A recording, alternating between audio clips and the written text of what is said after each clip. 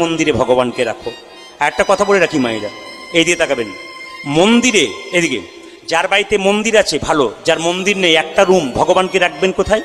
যে রুমে আপনি শুয়ে থাকেন সেই রুমে ছোট্ট একটা সিংহাসনের মধ্যে ভগবানকে রাখবেন। তবে হ্যাঁ, মাথায় রাখবেন রাত্রিবেলায় শোবার সময় একটা পর্দা দিয়ে দেবেন ভগবানের। কথাগুলো খুব মাথায় রাখবেন। মুকুন্দ সরকার বাড়ি গেল, গোপীনাথের মন্দির তৈরি করলো। আপনারা বাড়ি তৈরি করবেন, আগামীতে দেখতে পাচ্ছি আপনাদের অনেকেরই বাড়ি আছে, অনেকের আবার ঝুপড়ি বাড়ি আছে। আমি অনেক কিছু ছাদ থেকে বসে বসে, অলোকবাবুর ছাদ থেকে বসে বসে আমি অনেকক্ষণ লক্ষ্য করছিলাম। পুষ্পবৃষ্টি আপনাদের দিয়ে দিয়েছে, সেটাও কিন্তু ভালো। কেন বলুন তো? বৃষ্টির জন্য অনেকে ভয়ে ভাবলো তাহলে আর জায়গা পাবো না, যাওয়ার দরকার নেই। মানে ভগবান বললেন যেটুকু জায়গা ওটা মেকআপ করে দেবো, কোনো চিন্তা নেই, পরের বারে যেটাই হবে হবে।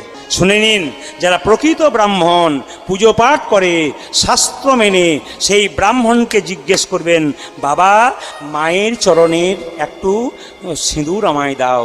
যিনি প্রকৃত ব্রাহ্মণ এই আঙ্গুলে দেবেন না, এই আঙ্গুলে দেবেন না, প্রমাণ দেখে নেবেন, এই আঙ্গুলে দেবে।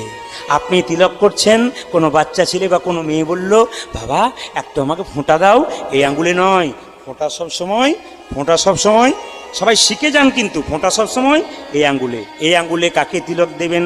বাড়িতে কেউ মারা গেল, বাড়ির কাছে কেউ মারা গেল, তার কপালে একটা তিলক দিতে হয়, তার চোখে দুটো তুলসী পাতা দিতে হয়, বুকে একটা গীতা দিতে হয়। কিন্তু জীবনে যে গীতা পড়ে নাই, তার বুকে গীতা দিয়ে কোনো লাভ নাই। জীবনে যে তুলসী গাছে জল দেয় নাই, তার তুলসী পাতা দিয়ে কোনো লাভ নাই। শুনে নিন মায়েরা, কথা বলে রাখি, তবে ছেলের বাবা মারা গেলে সবসময় তো চাই আমার বাবার বুকে গীতা দিই, তুলসী পাতা দিই, এটা ঠিক আছে, দেবেন, অবশ্যই দেবেন। বাবা মাকে ছেলে কোনোদিন চায় না যে অন্য জায়গায় যাক, সবসময় স্বর্গে যাক চাই, এই উদ্দেশ্যে আমরা দিই। কিন্তু তার আগে পড়বেন, তবে দেওয়াটা সার্থক হবে। আমার দিকে তাকাবেন, এই আঙ্গুলে মৃত ব্যক্তির কপালে তিলক দিতে হয়। এই আঙ্গুলে কাকে তিলক দেবেন?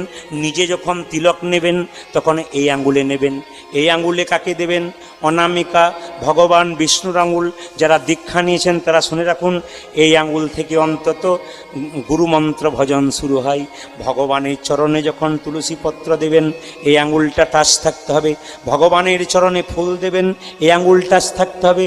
ভগবানের চরণে একটু প্রসাদ দেবেন, এই আঙ্গুল টাচ থাকতে হবে। ভগবানের চরণে একটু চন্দন দেবেন, আপনি এই আঙ্গুলে দেবেন। গুরুদেবের চরণে দেবেন, এই আঙ্গুলে দেবেন। এই আঙ্গুলে কাকে দেবেন? ভাইয়ের কপালে দিলাম ফোঁটা, জমের দুয়ার